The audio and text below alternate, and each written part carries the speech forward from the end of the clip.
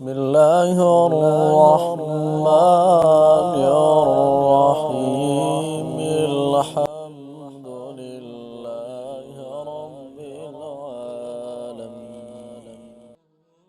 بسم الله الرحمن الرحیم شروع اللہ کے نام سے جو بڑا مہربان و نہایت رحم کرنے والا ہے۔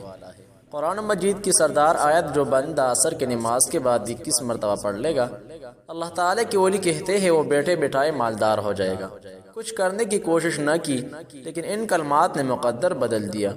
سن لے، نماز کہا ہے جس پر اللہ تعالیٰ نے مداوت کرنے کی تاکید فرمائی ہو۔ وہ رسول اکرم صلی اللہ علیہ وسلم نے عصر کی نماز کی محافظت کرنے والے کے لیے جنت کا وعدہ فرمایا ہے، نیز اسے ترک کر دینے پر عمل کے برباد ہونے اور نیکیاں کے ضائع ہونے کی خبر دی ہے۔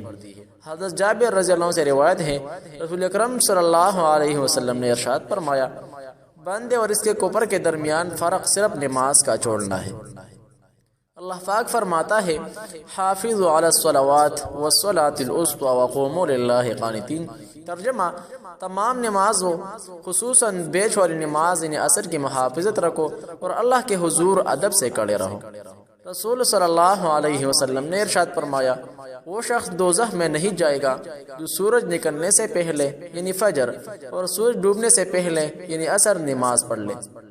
مسعر اور بختری بن مختار نے یہ روایت ابوبکر بن عمارہ بن رویہ رضی اللہ عنہ سے سنی۔ انہوں نے اپنے والد سے روایت کی، انہوں نے کہا، میں نے رسول اللہ صلی اللہ علیہ وسلم کو یہ فرماتے ہوئے سنا، وہ شخص ہرگز آگ میں نہیں داخل ہوگا جو سورج نکلنے اور اس کے غروب ہونے سے پہلے نماز پڑھتا ہے، یعنی فجر و عصر کی نماز ہے۔ اس پر بصرہ کے ایک آدمی نے ان سے کہا کہ آپ نے یہ روایت رسول اللہ صلی اللہ علیہ وسلم سے سنی تھی؟ انہوں نے کہا ہاں۔ اس آدمی نے کہا، میں شہادت دیتا ہوں کہ میں نے بھی یہ روایت رسول اللہ صلی اللہ علیہ وسلم سے سنی ہے، میرے دونوں کانوں نے اسے سنا اور میرے دل نے اسے یاد رکھا۔ رسول اللہ صلی اللہ علیہ وسلم نے ارشاد فرمایا، تم میں سے کسی کے اہل اور مال میں کمی کر دی جائے تو یہ اس کے لیے بہتر ہے کہ اس کی نماز اثر پہنچ جائے۔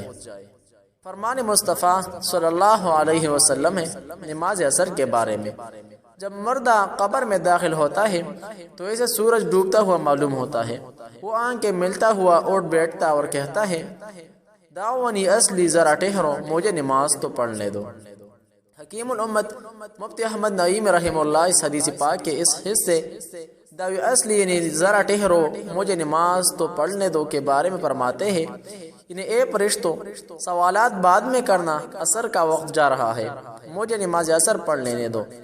یہ وہ کہے گا جو دنیا میں نماز عصر کا پابند تھا، اللہ پاک نصیب کرے۔ مزید فرماتے ہیں، ممکن ہے کہ اس پر سوال و جواب ہی نہ ہو، اور ہو تو نہایت آسان، کیونکہ اس کی یہ گفتگو تمام سوالوں کا جواب ہو چکی۔ امام احمد ابو ہریرہ رضی اللہ عنہ سے روایت ہے، حضور نبی کریم صلی اللہ علیہ وسلم فرماتے ہیں، رات اور دن کے ملائکہ نماز فجر و عصر میں جمع ہوتے ہیں، جب وہ جاتے ہیں تو اللہ پاک ان سے فرماتا ہے، کہاں سے آئے؟ حالانکہ وہ جانتا ہے، غرض کرتے ہیں تیرے بندوں کے پاس سے۔ جب ان کے پاس گئے تو وہ نماز پڑھ رہے تھے اور انہیں نماز پلٹا چھوڑ کر تیرے پاس حاضر ہوئے۔ محترم ناظرین، رجب کے مہینے کا خاص عمل، نبی کریم صلی اللہ علیہ وسلم نے فرمایا، جس کی نماز عصر چھوٹ گئی گویا اس کا گھر اور مال سب لٹ گیا، یعنی عصر مبارک نماز کا فوت ہونا بربادی اعمال میں سے ہے۔ پیارے آقا صلی اللہ علیہ وسلم نے ارشاد فرمایا، وہ شخص ہرگز جہنم میں نہیں جائے گا جو سورج نکلنے سے پہلے اور سورج ڈوبنے سے پہلے نماز پڑھے، یعنی جو فجر اور عصر کی نماز ادا کرے۔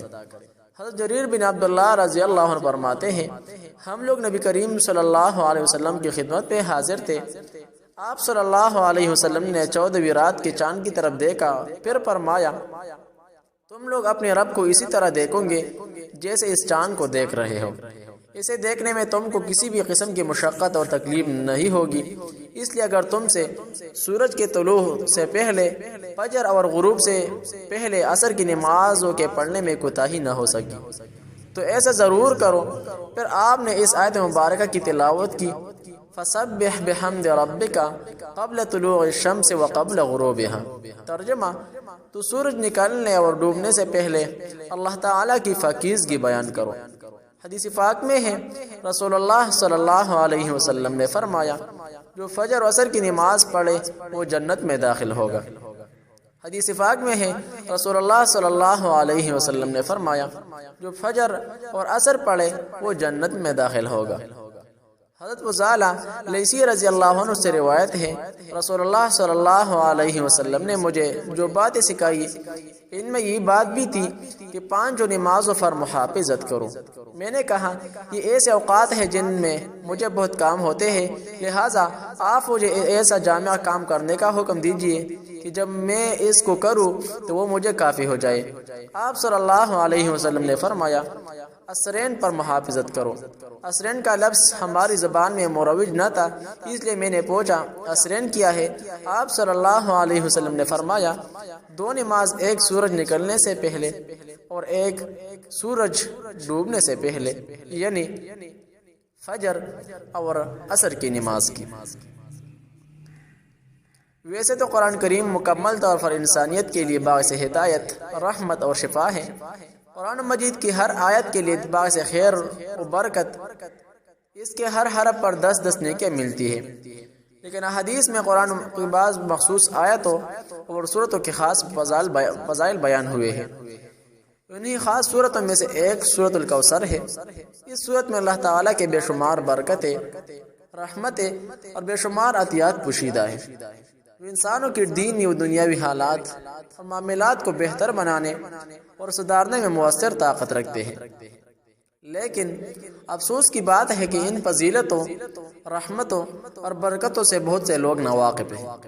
3 آیت پر مشتمل مختصر سورۃ الکوثر اپنے اندر کس قدر بے شمار فضائل رکھتے ہیں، اس ویڈیو میں ان فضائل کے بارے میں جاننے کی کوشش کرتے ہیں۔ سماعت فرمائیے خوب انداز میں سارے بہن بھائیوں۔ اس کی آیات 3 ہے۔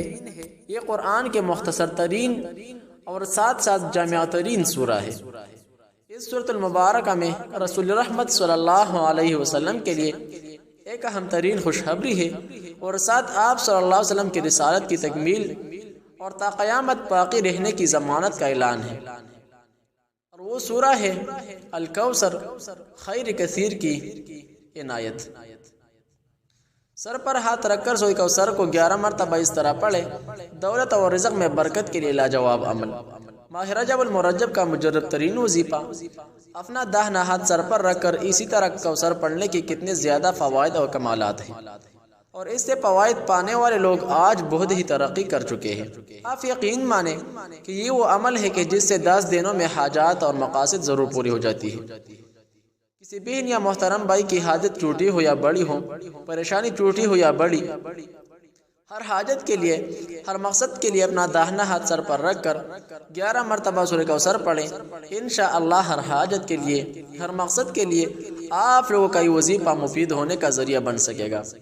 اس عمل کو کرنے کا کوئی وقت مقرر نہیں، کیونکہ ان کی پریشانی، مصیبت اور آفت انسان پر کسی بھی وقت آ سکتی ہے، لیکن یاد رکھیے کہ خاص طور پر سورہ کوثر کا وظیفہ خصوصاً نماز فجر اور نماز عصر کے بعد کرنا مفید ہے۔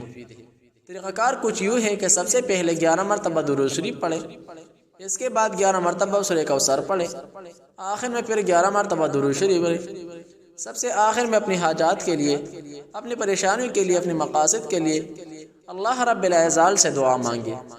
انشاءاللہ 7 دن تک روزانہ یہ وظیفہ کرنے سے آپ کی تمام تر حاجات، تمام تر مقاصد اللہ رب العزت پوری فرمائے گی۔ محترم ناظرین، اسی طرح کے اسلامک وظائف کے لیے چینل ضرور سبسکرائب کیجئے، ویڈیو لائک کریں، ثواب کی خاطر آگے شیئر کریں تاکہ دوسرے بہن بھائیوں کے لیے بھی مفید ہونے کا ذریعہ بن سکے۔ جہاں بھی رہے خوش رہے، سلامت رہے، دعاؤں میں یاد رکھیے۔ السلام علیکم ورحمۃ اللہ تعالی وبرکاتہ۔